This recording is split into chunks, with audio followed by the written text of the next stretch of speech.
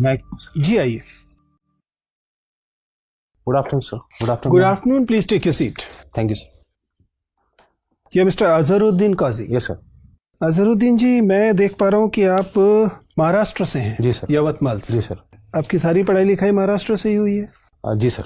सारी पढ़ाई लिखाई आपने लिखा है कि महाराष्ट्र से है। पुणे से आपने स्कूलिंग किया है, उसके बाद अमरावती विश्वविद्यालय से आपने बीकॉम किया है। सर मैंने स्कूलिंग भी यवतमाल से ही। यवतमाल से ही जी किया है, सर। ठीक है। तो ये आपने 2009 में किया था? जी सर। अब तो 11 साल हो गए हैं इस बात को। जी सर। क्या कर रहे हैं तब से? सर 2009 के बाद से ही मैं प्रिपरेशन में आया था। 2010 और 11 में मैंने 2 अटेम्प्ट्स दिए, लेकिन मैं क्वालिफाई नहीं कर पाया। तो 2012 में मुझे जॉब लेनी पड़ी। मैं कॉर्पोरेशन बैंक में एज ए मैनेजर ज्वाइन किया। उसके बाद 2018 तक मैं उसी पोजीशन पे रहा। 2018 के बाद दोबारा से मैं प्रिपरेशन में आया हूँ।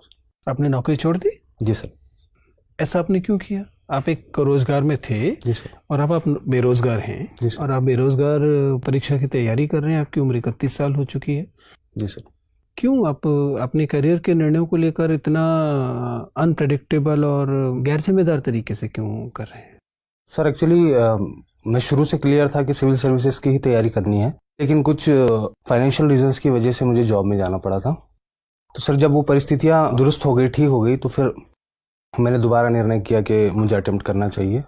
और जॉब में रहते हुए मैंने 2017 का अटेम्प्ट दिया, लेकिन फिर से मैं क्लियर नहीं कर पाया क्योंकि सर बैंकिंग में मुझे छुट्टी नहीं मिल रही थी बैंक्स में। इस वजह से सर मैंने सोचा कि फुल फ्लेज तैयारी की जाए। देखिए, आप बता चुके हैं कि इसका मतलब आप कई अटेम्प्ट्स दे चुके हैं और उनमें आप लगातार असफल रहे हैं। जी सर। हम लोगों की जाहिर है कि आपको लेकर शुभकामनाएं ही होंगी, लेकिन मान लीजिए आपका चयन नहीं होता है, जिसकी संभावना ऐसा तो नहीं है कि कम है, क्योंकि इस तरह की परीक्षा ये है। उस स्थिति में आपके पास क्या विकल्प हैं? क्या करेंगे आप? सर उस बारे में तो मैंने सोचा नहीं है, लेकिन मैंने सोचा है कि अगर नहीं होता है तो मैं स्टेट गवर्नमेंट की जो एग्ज़ाम है हमारी, 38 साल वहाँ पे उम्र है, तो मैं स्टेट सिविल सर्विसेज ट्राई करूँगा। संभव है कि आप वहाँ सफल हो जाएं, लेकिन कोई भी सामान्यतः ये बताएगा कि ये एक स्मार्ट करियर मूव नहीं है, एक वेल थॉट करियर मूव नहीं है। इसमें अनिश्चितता बहुत अधिक है। क्या इतने अनिश्चित और अव्याख्यायित निर्णय लेने वाले व्यक्ति को एडमिनिस्ट्रेटर बनाया जाना चाहिए? सर इसमें अनिश्चितता ज़रूर है, लेकिन सर देखिए, अभी तो आपके निर्णयों से आपका जीवन प्रभावित हो रहा है, तो आपके वो एकदम हक है ऐसे निर्णय लेने का। जी सर। लेकिन कल को अगर आपको प्रशासक बना दिया गया, जी सर, और आपके ऐसे ही अव्याख्यायित निर्णयों से पूरे जिले की या पूरे राज्य की या एक बहुत बड़ी आबादी की जीवन पर असर पड़ रहा होगा, तब तो ये निर्णय बहुत नुकसानदेह हो जाएंगे। सर मुझे लगता है मैं शुरू से क्लैरिटी थी मेरे अंदर सिविल सर्विसेज करने की, सिर्फ इस वजह से कि एक मुझे ब्रेक लेना पड़ा क्योंकि फाइनेंशियल रीजंस थे। आपने उर्दू साहित्य विषय क्यों लिया? आप तो बीकॉम से करके आए थे, कॉमर्स एंड अकाउंटेंसी विषय है, बैंकिंग में आप लगातार प्रैक्टिस में भी थे। जी सर। फिर आपने उर्दू साहित्य विषय क्यों लिया? सर कॉमर्स एंड अकाउंटेंसी किए हुए मुझे बहुत साल हो चुके थे। लेकिन आप तो बैंकर थे ना, तो काम तो वही कर रहे थे। जी सर, बैंकिंग एक डिफरेंट स्ट्रीम है और कॉमर्स में हम डिफरेंट चीज़ें पढ़ते हैं, बैंकिंग उसका एक पार्ट है। लेकिन सर 2007 तक मेरा एजुकेशन जो है वो उर्दू मीडियम में हुआ है, तो मैं लैंग्वेज को जानता था और मेरा एक इंटरेस्ट भी उसमें था, इस वजह से मैंने उर्दू लिटरेचर ऑप्ट किया। मुझे बताइए कि उर्दू भाषा जो है वह 8th शेड्यूल में कब शामिल होती है? Sir Urdu language 8th schedule में शुरू से ही थी, जब कॉन्स्टिट्यूशन अडॉप्ट किया हमने तभी से। तो कोई तिथि होगी क्या? ये 26 जनवरी 50 से थी, या 26 जनवरी 49 से थी, या सितंबर 49 से थी? कब से थी? सर 8th शेड्यूल जो है वो तो कॉन्स्टिट्यूशन के फॉर्म होने के बाद आया, तो हम ये कह सकते हैं कि 1950 से, 26 जनवरी 1950 से जब लागू हुआ कॉन्स्टिट्यूशन, तब से ही उसमें है। सारा कॉन्स्टिट्यूशन 26 जनवरी 1950 से लागू हुआ है या कुछ प्रावधान पहले लागू हो गए थे? जी सर, कुछ प्रावधान 26 नवंबर 1949 को भी हुए थे। अभी हाल में एक विवाद रहा है जिसमें रेलवे के कुछ बोर्ड्स पे उर्दू के स्थान पर संस्कृत में नाम लिखे जाने की बात हुई है। जी सर। क्या ये विवाद है और उर्दू से ऐसी क्या नाराजगी है जो जिसके चलते उर्दू हटा के संस्कृत में नाम लिखे जा रहे हैं, जबकि हिंदी में पहले से लिखे हुए हैं? सर ये नाराजगी का विषय तो नहीं है, उत्तराखंड की ये घटना है। उत्तराखंड में रेलवे स्टेशन के ऊपर में इंग्लिश हिंदी के अलावा उर्दू के अंदर में भी साइन बोर्ड्स और नाम लिखे हुए थे। चूँकि यूपी की एक ऑफिशियल लैंग्वेज थी उर्दू, और उत्तराखंड जो है स्टवाइल यूपी का पार्ट था, इस वजह से वहाँ पे उर्दू लिखी हुई थी। लेकिन जब उत्तराखंड एक सेपरेट स्टेट बन गया तो वहाँ पर उर्दू को सेकंड ऑफिशियल लैंग्वेज का दर्जा नहीं रहा, और उसके बाद से लेकिन फिर भी उर्दू जो है कंटिन्यू हुई। अभी रिसेंटली गवर्नमेंट ने डिसीजन लिया है कि उर्दू चूंकि सेकंड लैंग्वेज नहीं है, संस्कृत वहाँ की है, तो उर्दू का हटा के संस्कृत में। संस्कृत और हिंदी में नाम तो एक ही होगा, फिर ये अलग अलग कैसे कहा जा रहा है? जी सर, लिखने में तो एक ही होगा, फिर क्या हिंदी में 2 बार लिखा लेकिन सर जाएगा? लैंग्वेज दोनों अलग अलग है, संस्कृत अलग लैंग्वेज है, हिंदी अलग। प्रॉपर नाउन में लैंग्वेज अलग कैसे होती है? आप तो भाषा के विद्यार्थी हैं, बताइए। सर क्या देहरादून को देहरादूनम का है क्या कहने लगेंगे संस्कृत में? सर संस्कृत में क्या कहेंगे वो तो मुझे नहीं पता। प्रॉपर नाउन तो वही रहता है ना? जी सर, प्रॉपर नाउन वही रहेगा। चलिए। आप महाराष्ट्र के पूर्वी हिस्से से आते हैं जी सर। वहाँ किस तरह की समस्याएं हैं? सर मैं महाराष्ट्र के पूरब में जो विदर्भ का इलाका है वहाँ से आता हूँ। वहाँ पर सोशियो इकोनॉमिक इंडिकेटर्स जो है वो बहुत ज़्यादा लो है और लैक ऑफ डेवलपमेंट एक बड़ी समस्या है। किसानों से संबंधित क्या समस्या है? सर किसानों की से संबंधित समस्याएं ये है कि विदर्भ को जो है, विदर्भ में सबसे ज़्यादा फार्मर सुसाइड की खबरें हमारे यहाँ पे देश में आती है और ये समस्या रूरल इंडेंटेडनेस की वजह से, क्रॉप फेल्योर की वजह से बहुत ज़्यादा है। फार्मर्स के अंदर में काफ़ी डिस्ट्रेस रहता है जिसकी वजह से वो एक्सट्रीम कदम उठा लेते हैं। ठीक है, आप ऑर्गेनाइज्ड बैंकिंग सेक्टर में लगभग 6 साल काम किए। जी सर। और किसानों की जो आत्महत्या हो रही कहीं ना कहीं उसमें जो अनऑर्गेनाइज्ड कह लीजिए बैंकिंग सेक्टर है। जी सर। जी सर। नहीं लगता कि सरकार को बहुत स्ट्रिक्ट होकर इन सबको बंद करवा देना चाहिए या इनके खिलाफ एक स्ट्रिक्ट एक्शन करना चाहिए? जी सर। आपको क्या लगता है? सर जहाँ तक इलीगल मनी लेंडिंग का सवाल है, प्राइवेट मनी लेंडिंग जो कि लीगल भी है, उसके लाइसेंसेस भी होते हैं। जो लीगल है वो तो अपनी जगह सही है, लेकिन जो इलीगल मनी लेंडिंग है उसको जरूर सरकार ने उसके ऊपर कदम उठाना चाहिए। लेकिन साथ ही जो इंस्टीट्यूशनल सोर्सेज ऑफ लेंडिंग है उसका आउटरीच बढ़ाना चाहिए। कहीं ना कहीं ये रिफ्लेक्ट होता है कि हमने इंस्टीट्यूशनल बैंकिंग को बहुत ज्यादा वहाँ पे उसका पेनेट्रेशन नहीं हुआ है और इसीलिए लोग जो है उसका फायदा नहीं उठा पा रहे हैं। दूसरे सर जो प्रोसीजरल जो डिफिकल्टीज है बैंक लोन लेने के अंदर में, तो लोगों को जनरली ये लगता है कि बैंक्स के अंदर में बहुत ज्यादा डॉक्यूमेंट्स रिक्वायर्ड है, बहुत ज्यादा कम्बरसम प्रोसेस है क्रेडिट का। इस वजह से वो प्राइवेट मनी लेंडर्स के पास जाते हैं जहां पे आसान तरीकों से उनको लोन मिल जाता है। तो सर ये कदम उठाने की जरूरत है कि हम बैंकिंग का जो पेनेट्रेशन है रूरल एरियाज में खास करके वो बढ़ाए और जो प्रोसीजर्स है लोगों को उसमें इजीनेस लाए। चलिए, उर्दू साहित्य आप पढ़ते हैं, भारत में उर्दू कैसे आई? मतलब कुछ बताइए इसके इतिहास के बारे में। सर 12वीं सदी के आखिर में उर्दू दिल्ली के अतराफ में, इसकी जन्मभूमि दिल्ली के अतराफ बताई जाती है, दिल्ली शहर उसके अतराफ में। यहाँ खड़ी बोली राइज थी उस वक्त, खड़ी बोली बोली जाती थी और बोली के अंदर में अरबी और फारसी और तुर्की अल्फाज जो है, जो बाहर से मुस्लिम्स आए थे यहाँ पे, वो जो ज़बानें बोलते थे उन ज़बानों के अल्फाज जब खड़ी बोली के अंदर में मिलना शुरू हुए तो एक नई ज़बान तैयार हुई जिसको शुरू में अलग अलग नामों से पुकारा गया। उसे हिंदी भी कहा गया, हिंदवी भी कहा गया, दहलवी भी कहा गया और उसके बाद में जो है 19वीं सदी में इसका नाम उर्दू पड़ा। अच्छा, 19वीं सदी में सबसे ज़्यादा डेवलपमेंट किसके समय हुआ उर्दू का? कोई ऐसा रूलर था क्या 19वीं सदी में?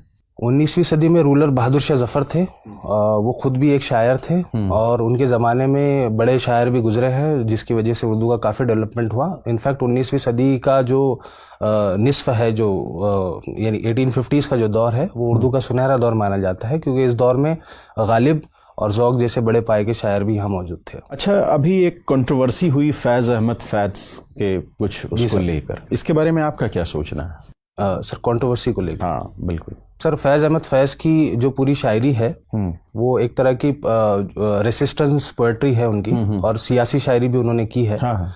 और जो रिसेंट कंट्रोवर्सी हुई है वो शेर उनकी एक नज़म के इंटरप्रिटेशन को लेकर हुई है। आइडिया है, मतलब आप क्या सोचते हैं इस पे? सर इसमें मेरी सोच, किसी भी शायर की पोएट्री को समझने के लिए उसके ज़माने और उसके जहन को समझना बहुत ज़रूरी है। हम एक नज़म का लिटरल मीनिंग ना लेते हुए उसको ये देखना चाहिए कि शायर ने किस कंटेक्स्ट में वो बात कही है और शायर की पूरी पोएट्री का जो मजमून है वो क्या है। ठीक है ना, एक अंतिम सवाल मेरा आप बता दीजिए कि अभी सर जैसा पूछ रहे थे कि नाम बदला जा रहा है कई जगह, जैसे इलाहाबाद को प्रयागराज कर दिया गया, ऐसे कई जगह नाम बदले जा रहे हैं। जी सर। ठीक है, आप कहाँ तक उचित समझते हैं, क्या ऐसा किया जाना चाहिए? सर जहाँ तक नाम बदलने का सवाल है तो नाम ये पहली बार ऐसा नहीं हुआ है कि नाम बदले जा रहे हैं। हर जमाने में नाम बदलते रहे हैं, पॉपुलर रूलर्स ने नाम बदले हैं और लोगों की जब पॉपुलर डिमांड होती है तो ऐसा रूलर्स करते हैं, ऐसा गवर्नमेंट्स ने किया है। सर मेरी इसमें राय ये है कि जो इसका दूसरा पहलू है, जो एडमिनिस्ट्रेटिव एक्सपेंसेस इसके अंदर में इन्वॉल्व है, कहीं ना कहीं उनको भी सोचा जाना चाहिए। Thank you. Azharuddin ji sir. ये बताइए कि आपकी 3 क्वालिटी कौन कौन सी है जिसकी वजह से आईएएस बनना चाहिए? सर चूँकि मैं स्पोर्ट्स बैकग्राउंड का रहा हूँ तो एक टीम वर्क और परसिवरेंस, मैं काफ़ी समय से तैयारी में हूँ। तीसरी चीज़ सर कंपैशन। बहुत समय से आप तैयारी में लगे हुए हैं, जी सर। तो इसको आप गुड मानते हैं या दोष मानते हैं? सर ये गुड और बैड के टर्म्स में तो मैं कैटेगराइज नहीं कर पाऊंगा। मैं क्यों नहीं कर पाएंगे? क्योंकि आपका मामला है।